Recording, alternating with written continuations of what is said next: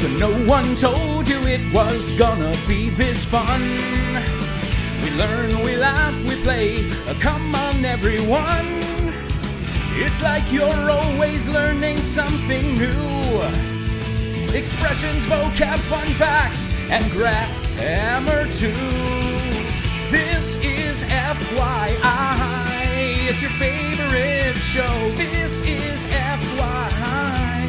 So now you know. This is FYI. Come on, join me. Let's go.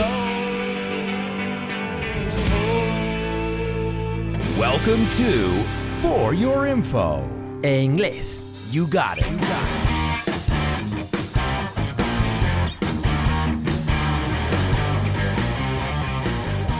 Hello, my amigos, and welcome to this, another exciting edition of your favorite topic-based podcast, FYI, For Your English. And today we've got a really cool show for you. If you haven't figured it out yet, to figure out es averiguar, we're going to be looking at Friends today. That's right, one of the most famous sitcoms ever. And let's clear something up before we even begin. A sitcom is a situational comedy, and a series is usually, a little bit more involved. It's more structured. It's a little bit deeper. So think of situational comedy as something that's 25 minutes, the same characters in the same place. So that would put Friends as a sitcom. But a lot of days people call these series as well. But if you want to be a stickler, rigorista, that would be the difference. So this is one of the most famous shows ever. It was more of a phenomenon than a show. And as you can see in the intro, I came up with my own version of the song by the Rembrandts. Now, the original version is, I'll be there for you. Ahí estaré a tu lado para ti when the rain starts to pour, cuando empieza a llover a cántaros. To pour es llover a cántaros, but also pour es echar o verter. Could you pour me some more wine, please? I'll be there for you, like I've been there before, como he estado anteriormente en el pasado. I'll be there for you, 'cause you're there for me too, porque ahí estás para mí también.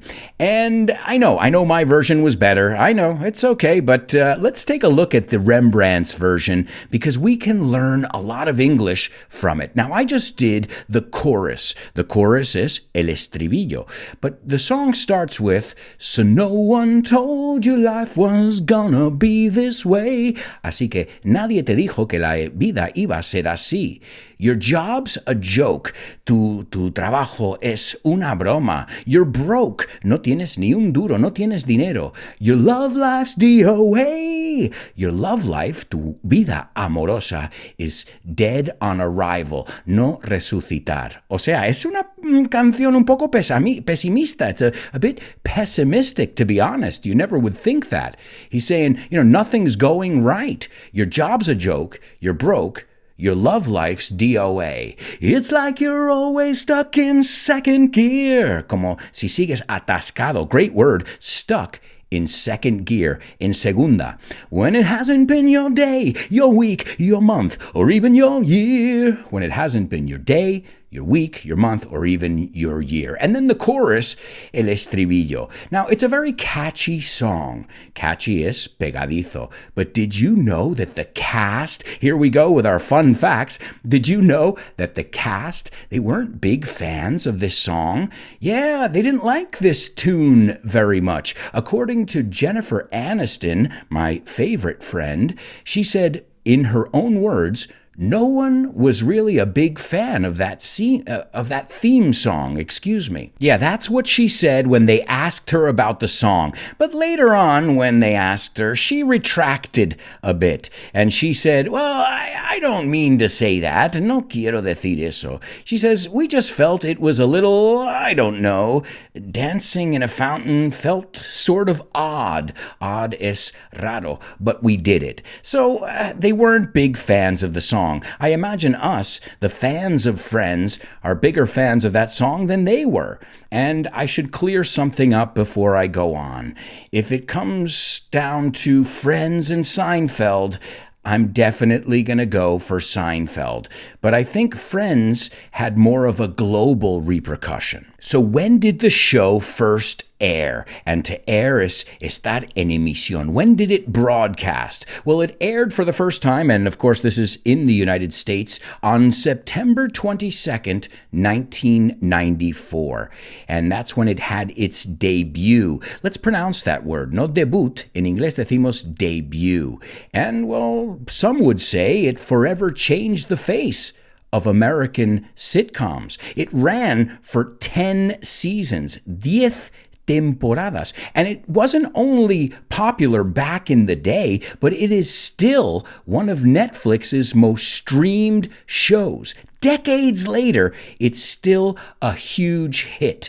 In late 2018, late es finales de, when Netflix announced that they were going to drop the series, fans went nuts. Se volvieron loco. Yeah, they were so upset that they started a change.org. And the word upset is disgustados. Yeah, they signed a petition to tell Netflix, you'd better, más os vale, you'd better bring this show back.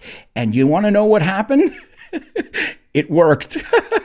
It absolutely worked. The people made their voices heard, and they even had their own hashtag called Justice for Friends. And one of the show's creators, Marta Kaufman, her name is Marta Kaufman. It was created by David Crane and Marta Kaufman. But she said she had a hunch, una corazonada. She knew that it was going to be huge. And she said it was during the first rehearsal, en el primer ensayo. Remember, the verb is to rehearse, and the place, or the thing, I should say, is a rehearsal.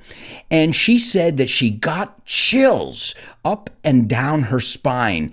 And she said, this is special. There is something special about what's happening right now in front of these cameras, the chemistry among these people. This is going to be huge. And was she right? I don't know if she had any idea how huge it would be. But yeah, she was right. David Crane and Marta Kaufman, as I just said, these were the creators or co-creators of Friends.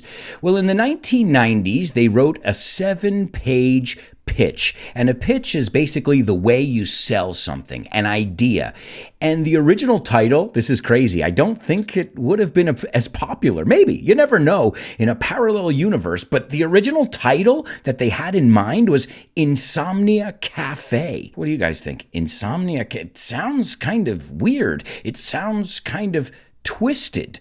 And, well, thank God, good taste prevailed, and they decided on Friends. But they had a couple other names in mind, too. When NBC, the network, when they bought the pilot, the title was Friends Like Us.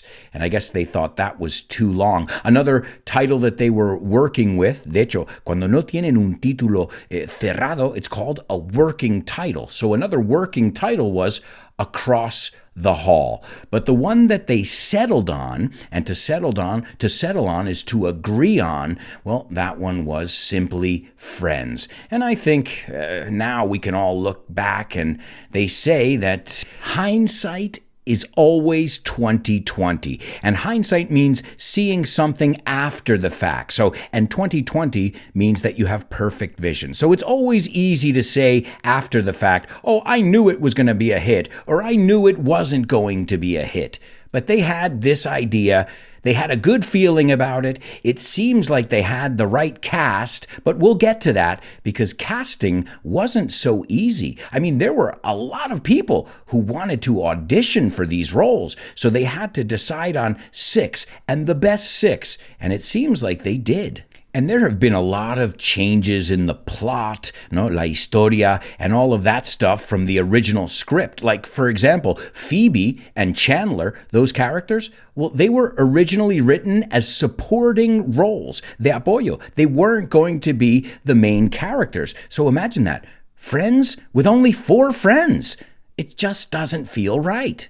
The original love interests in the script, well, that was supposed to be Joey and Monica. But in the end, as many of you know, those of you who watched Friends, it was Ross and Rachel. So as I said, they considered a lot of people. I mean, there's a lot of talent in Hollywood, and they could get whoever they wanted. But they settled on 6 people, and it wasn't easy. The only one that really was easy was David Schwimmer. That's right. Now, David Schwimmer played the role of Ross. And the executive producer, Kevin Bright, well, he had worked with David Schwimmer in the past, and he knew that he wanted to work with him again. And so they wrote this role for this actor. I mean, that is truly an honor for them to contact you and say, hey, I've got a role for you in this new pilot, and it's yours. You're the guy. I wrote it for you. You don't have to audition. And many people didn't know that. I didn't know that personally. Another thing about David Schwimmer as well is he directed 10 episodes of Friends as well. So he was kind of their golden boy, if you will. But all of these people were not really well-known actors at all. They were all struggling artists in Hollywood trying to make a name for themselves.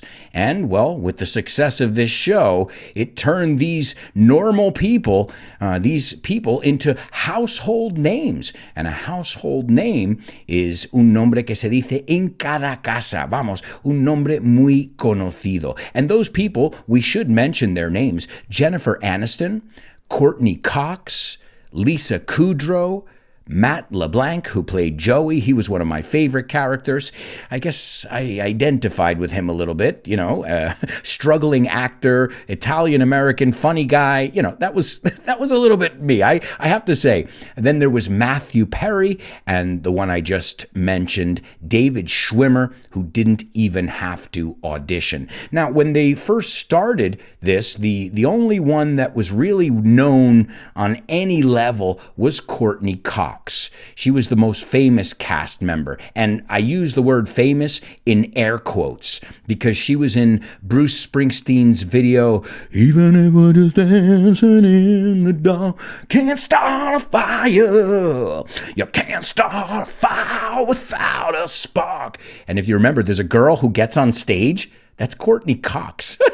So she had her 15 minutes of fame, but little did she know that she was going to become a household name. But she, as I said, was the most popular one going into it. And now, I mean, this is debatable, but I think most people would say the most successful friend after the fact, decades later, would definitely be Jennifer Aniston. Now, does anybody disagree with that? And Jennifer Aniston almost didn't play the role of Rachel. It was almost played by Courtney Cox. Yeah, the producers originally asked her to play Rachel. They said, okay, we loved your audition. We want you to play Rachel. And she said, no, I don't want to play Rachel. I want to play Monica, because she thought that Monica was a stronger character. So can you imagine that? Somebody other than Jennifer Aniston as Rachel? It's unthinkable at this point. But if the producers had gotten their way, to get their way es salirse con la suya, well, that's the way it would have been. It would have been Courtney Cox playing the role of Rachel, and who knows who would have played Monica. And in the bonus part of today's show, we're going to take a look at at all the different ways to describe each character. So we're going to learn a wealth of adjectives. We're actually going to look at the original character descriptions according to the producers, and I think we're going to learn a lot. That's in the bonus part of today's show. We're also going to talk about the naming of Central Perk and why it makes sense on so many levels. We'll look at why they had a live audience sometimes, and other times they didn't do the show in front of a live audience. Plus, we'll look at some of the hardships and controversies behind the scenes and some of the rituals that they did as well. If you'd like to receive bonus material,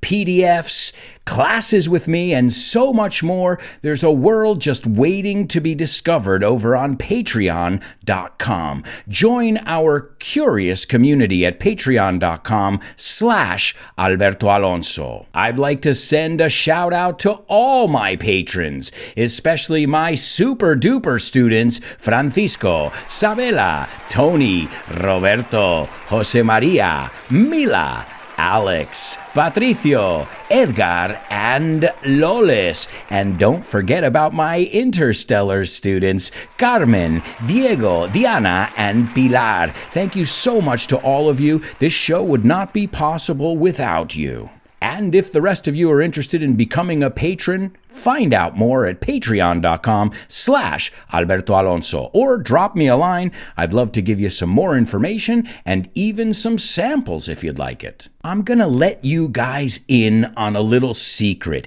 You know that iconic fountain in Central Park in the opening credits of Friends when they're jumping in the fountain and the song is playing? I hate to bust your bubble, or to burst your bubble, you could say, amargarte la fiesta, but it didn't take place in New York. Nope, I'm sorry.